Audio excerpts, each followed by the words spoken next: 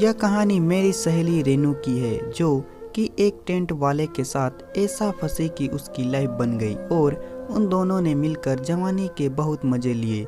रेनू खुद बताती है कि कैसे पिछले महीने मामू की शादी थी, तो मैं ढेर सारे शॉपिंग करके और लगभग 3 दिन पहले ही मामू के घर पहुंच गई। मेरे मामू घर के सामने एक कच्ची मिट्टी का घर बना हुआ था, तो मैं शाम के टाइम बाहर निकलती तो उस घर में एक लगभग 22 साल का लड़का मेरी ओर कुछ ज़्यादा ही देख रहा था। मुझे लगा कि शायद मैं पहली बार आई हूँ तो मुझे देख रहा होगा, लेकिन मैं बार बार देख रही थी कि वह कुछ भी काम करता तो मेरी ओर देखता रहता।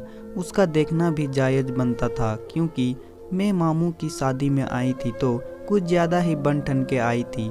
मैंने रेड कलर की चोली और रेड कलर की घाघरा खरीदा था और मेरी बचपन से आदत थी कि मैं चाहे बाजार जाती चाहे कॉलेज पर लिपस्टिक जरूर लगाती, जिससे मैं और भी ज़्यादा सुंदर लगती थी।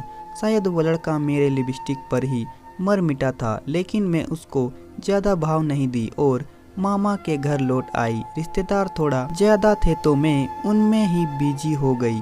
अगले दिन सुबह सुबह बारात जानी थी, तो मैं थोड़ा जल्दी से उठी और खुद को ठीक किया और अच्छे अच्छे कपड़े पहने। माँ ने बोला कि हिसाब से खाना पीना, क्योंकि गर्मी ज़्यादा है तो तबीयत खराब हो जाएगी, तो मैं ज़्यादा खा नहीं रही थी। शाम को 4 बजे मामू की बारात जानी थी। मैंने माँ से बोली कि माँ मुझे भी जाने दो, तो माँ ने बारात जाने से मना कर दिया। यह बात मेरे मामू सुन रहे थे। वह बोले कोई नहीं, जाने दो, क्या हुआ, वैसे भी आजकल लड़कियां जाने लगी है, नया फैशन आ गया है, तुम भी दीदी पुराने ख्यालों में उलझी पड़ी हो। तो माँ चिल्लाते हुए बोली ले जाना है तो ले जाओ। मामू बोले ठीक है, तुम तैयार होकर मेरी गाड़ी में बैठ जाना। मैं तो जैसे खुश हो गई थी कि चलो कहीं और घूमने जाएंगे। वैसे भी सिर्फ मामा घर के अलावा कहीं आते जाते नहीं हैं। सारे रस्में पूरी हो गई और मामू की बारात शाम को 7 बजे निकल पड़ी। करीब 1 घंटे के सफ़र के बाद बारात पहुंची और मैं उतरी तो एक बड़ा सा टेंट लगा हुआ था। शायद बारात पहुंच गई थी तो टेंट वाला भी टेंट लगा रहा था। टेंट में कई सारे कुर्सियां पड़ी थी, तो बहुत सारे लोग उन सभी कुर्सियों पर बैठ गए। मेरे बाजू में ही टेंट वाला खड़ा होकर पाइप लगा रहा था और बार बार मुझे देख रहा था, जैसे उसको लग रहा है कि मैं उसकी गर्लफ्रेंड हूँ। कई बार तो उसने पाइप लगाते लगाते मुझे चट किया।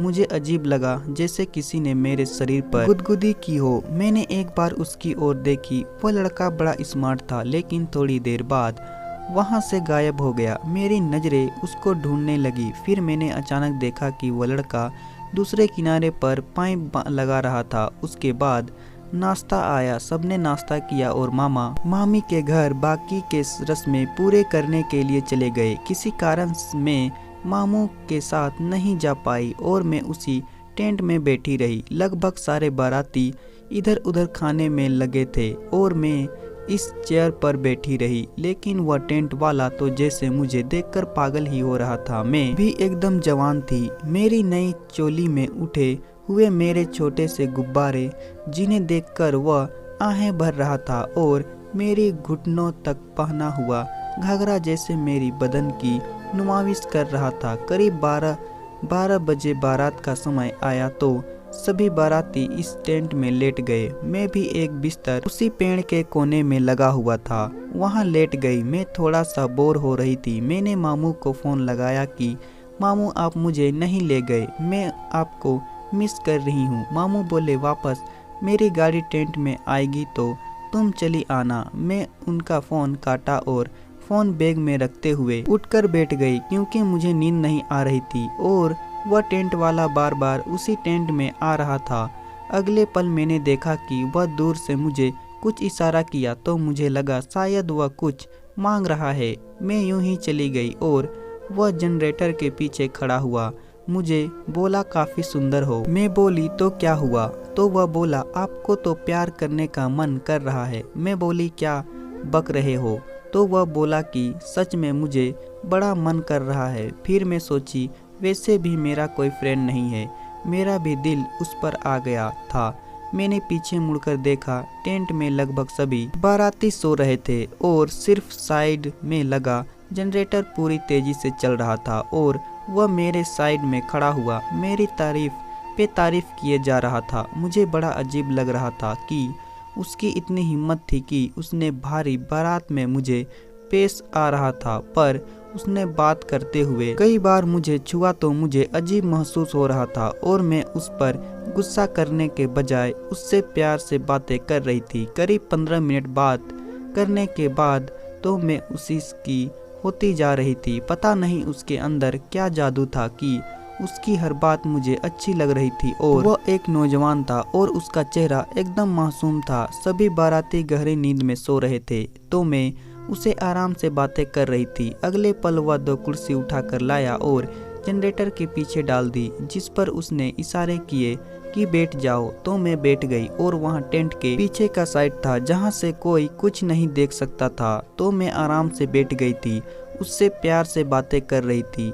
अब तो उसकी इतनी हिम्मत बढ़ गई थी कि वह मेरे कंधे पर हाथ रख कर बोला, आप जैसी हसीन लड़की मैंने कभी नहीं देखा। मुझे लगा कि ऐसा क्या खास है मुझ में, लेकिन मेरी नज़र उसके हाथ पर थी जो उसने मेरे कंधे पर रखा है और मेरे गुब्बारे की तरफ धीरे धीरे ला रहा था। अगले पल उसने मेरे गुब्बारे से खेलना शुरू कर दिया है। यह पहली बार हुआ था कि किसी लड़के ने मेरे गुब्बारे को छुआ था। मुझे बहुत अच्छा लग रहा था, जिससे कि मैं हवा में उड़ रही थी। मैं अपना शरीर ढीला छोड़ दिया और फिर वह अपनी चेयर थोड़ा सिरका के मेरी दूसरे गुब्बारे पर हाथ रख दिया। मैं तो पानी पानी हो रही थी। जब मैंने देखा तो आंखें बंद कर लिया।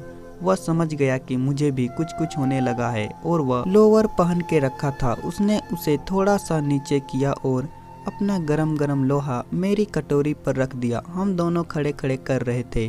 करीब 15 मिनट तक हम दोनों ने खड़े खड़े किया और इतना मज़ा मिला कि मैं बयां नहीं कर सकती। फिर उसके बाद वह हंसने लगा और पसीने पोंछते हुए चेयर पर बैठ गया। तब तक टेंट में मैंने कुछ हलचल सुनी और भागकर अपने बिस्तर पर जाकर लेट गई और लेटे लेटे सोच रही थी कि यह बारात भी मुझे जिंदगी भर याद रहेगी कि मैं किसी टेंट वाले के साथ ऐसा प्यार किया। तो दोस्तों, कहानी पसंद आए तो वीडियो को लाइक करें और साथ ही साथ चैनल को सब्सक्राइब भी कर दे।